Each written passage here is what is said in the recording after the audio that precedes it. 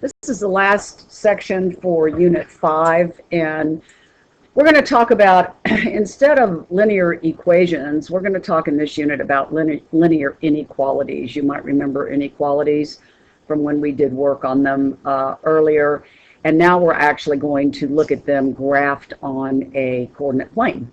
So kind of as a warm-up, let's just start with this equation right here, y equals 2x minus 4. This isn't an inequality, it's an equation because it has an equal sign. But they're asking us to graph this on the coordinate plane. So we need to get the slope and the y-intercept, and it's conveniently written in that form for us, so we know our slope is positive 2 over 1 and our y-intercept is 4. So if we go to 4 on the y-axis, 1, 2, 3, 4, and we go up 2 over 1, up 2 over 1, down 2 over 1. Am I not doing this right? Let's see. No, the y-intercept is negative 4. Let me erase this and start over. Okay, here we go. Negative 4 on the y-axis, 1, 2, 3, 4, right there.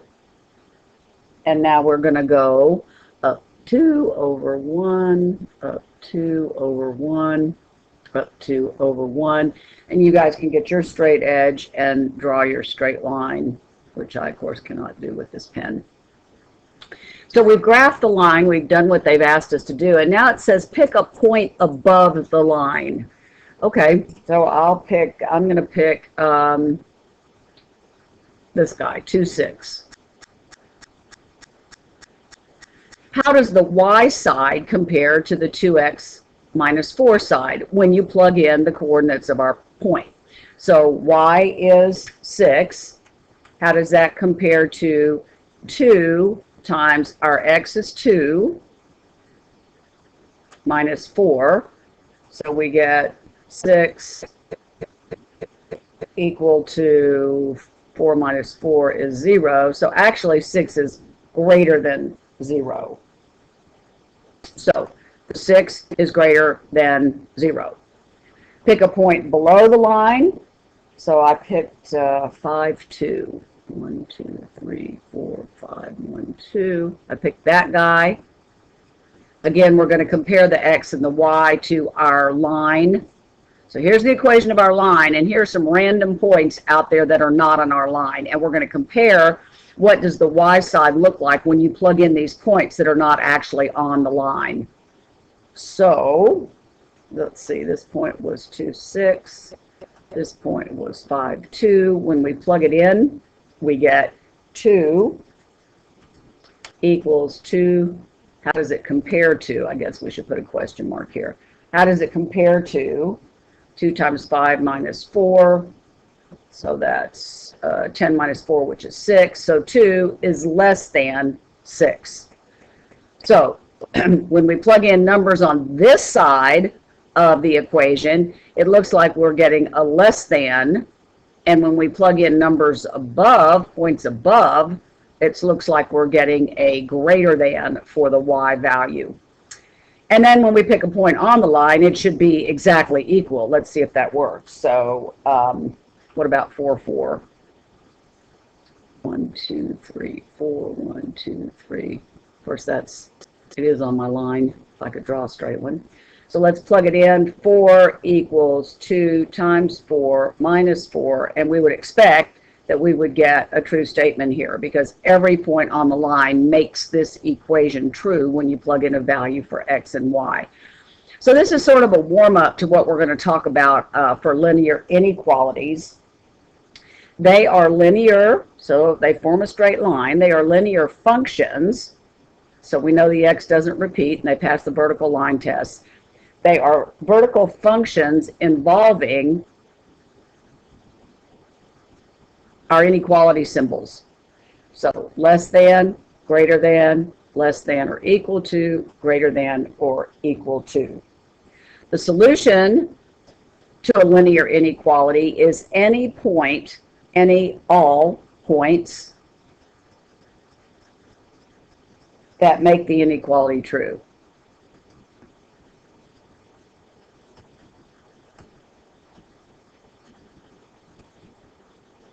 So you might remember if we had a really simple little inequality, x is less than 3, anything that's less than 3 is a solution of this equation. And actually, of course, we know that's an infinite amount of points. So there are, inequalities have many points, infinite amount of points that are solutions. So that's how inequalities differ from plain equations. So inequalities have many, if not infinite, solutions. So we are going to decide when we graph a line that's an inequality, we're going to decide whether or not the top half makes all the solutions or the bottom below the line makes all the solutions. So they've come up with a little chart here, and I have my own way to tell you to do it in a second anyway. So we're going to graph this same exact equation as we did in our top, but instead of y equals 2x minus 4, we're going to graph the equation of y is less than or equal to 2x minus 4. So initially, you're just going to draw the same graph that you drew of the equation up here. So again, we'll start at -4. 1, 2, 3, 4. We're going to go up 2 and over 1, and in that pattern until we have enough points that we can put a straight edge to it. Now, before you draw your line, you're going to have to decide whether or not the points on your line are actually solutions of the equation or not. This is when you look at the inequality symbol. If it's got an underline underneath it where it says less than or equal to, this line is going to be a solid line. If it had just been less than, then you are going to make your line dotted because it's not going to include the points on the line as part of the solution set. So the chart that they want you to fill in over here is when the y value is on the left side of the inequality, which our guy is right here. He's on the left-hand side. This is right, this is left. When the y value is on the left-hand side of the inequality and your inequality is less than or equal to, it's a solid line, which we just talked about, and the shading, all the points that are going to be the solution of your equation, you shade below. If you have a y value on the left-hand side, but it's a greater than or equal to, again, it's a solid line, but you're going to shade above. If it's just a plain old less than, you have a dotted line or dashed. The line is going to be dotted. You're going to shade below. And if it's greater than, again, it's dotted, and you're going to shade above.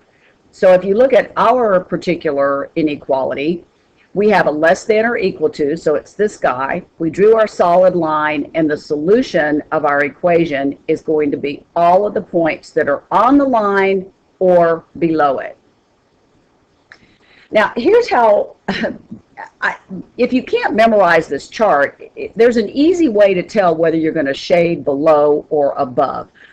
If 0, 0, this guy right here, if he is not a point on your line, then I always use this point and I plug it in my original equation or my original inequality. So let's plug it in. 0, is that really less than or equal to 2 times 0 minus 4?